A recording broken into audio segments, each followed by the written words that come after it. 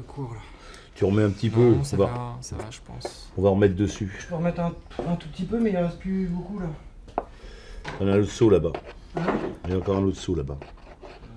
Mais pour ma part, tu sais, Tangerine,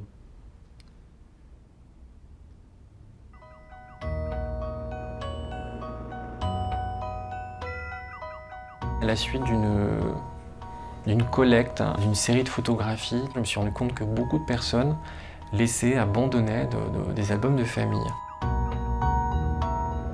On se rend compte dans la photographie qu'il y a un détachement entre les portraits de ces individus-là et leur présence physique, leur présence corporelle.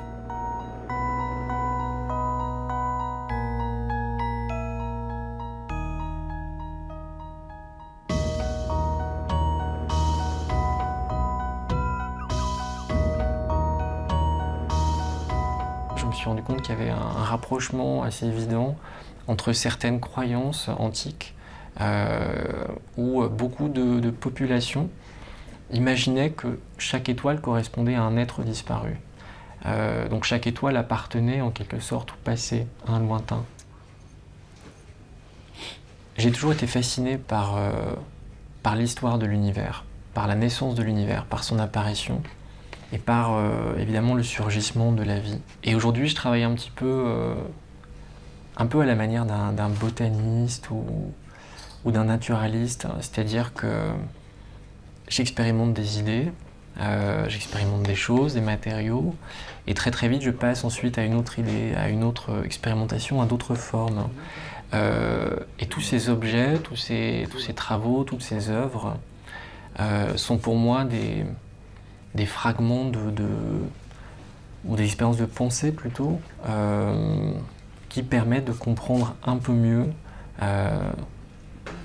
ces questions de l'origine, cette question de notre présence au monde.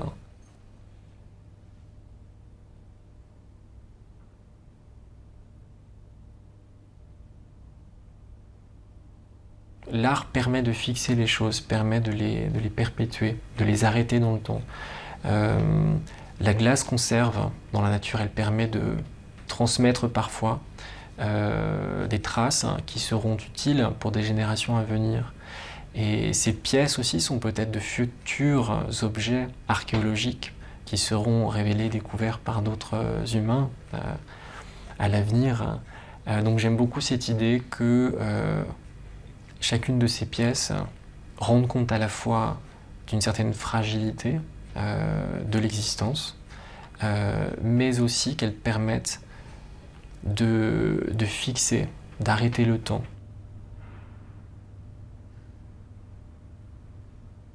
Je me suis aussi beaucoup intéressé à des recherches datant du 19e siècle, de Darwin, qui effectivement, dont le but, dont l'objectif était de permettre de faire comprendre que l'homme n'était qu'une exception dans tout le champ du vivant, dans tout le champ de la vie, que l'homme n'est pas central, l'homme n'est pas une finalité, l'homme n'a pas de dessein, mais qu'il n'est qu'une exception, il n'est qu'une partie d'un tout.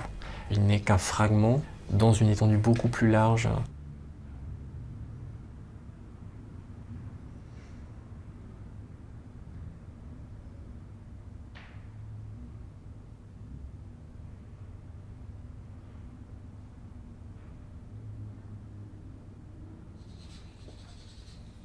Darwin parlait même du mystère des mystères, qui était au fond sa grande question. Ce mystère des mystères s'est révélé au fond être une loi invisible, une loi sans intelligence, et une loi qui est propre à la nature, qui ne nous sera jamais révélée puisqu'elle est propre à la matière même de la nature. Et c'est cette loi de l'évolution.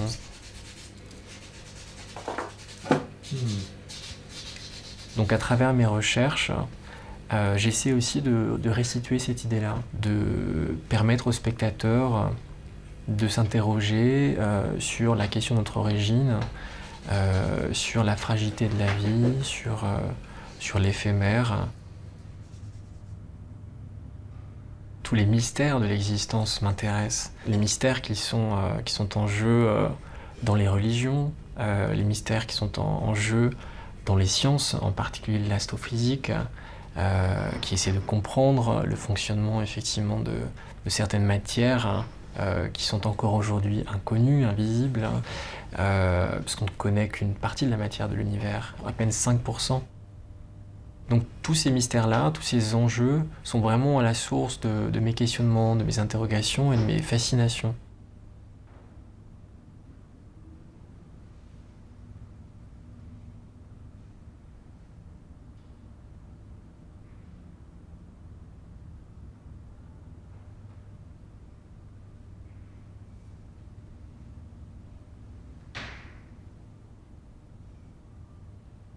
C'est vrai que je m'intéresse à de nombreux domaines, mais vraiment en tant qu'amateur, et je crois que c'est important pour moi de rester, de demeurer un amateur, pour me permettre d'avoir suffisamment de recul et de distance par rapport à ces objets.